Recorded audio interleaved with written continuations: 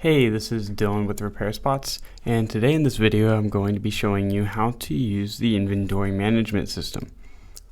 Now, to get to inventory, we're just going to be going to this little box right here that says inventory. We can also access it by going to the side menu and scrolling down to inventory. So we'll go in and we'll be prompted with firstly our stock of inventory here that is paginated all the way down to here.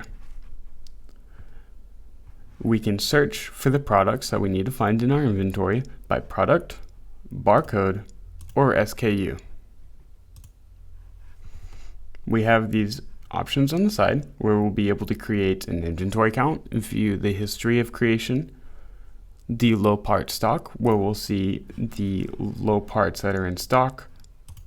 Anything under 5 is how this is ordered, and we can update the low stock to change the value that you consider low. We can view and create purchase orders.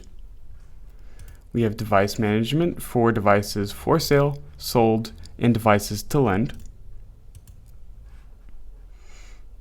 We have the other shops inventory, where we'll be able to go and view the inventory of other shops that we have on our plan.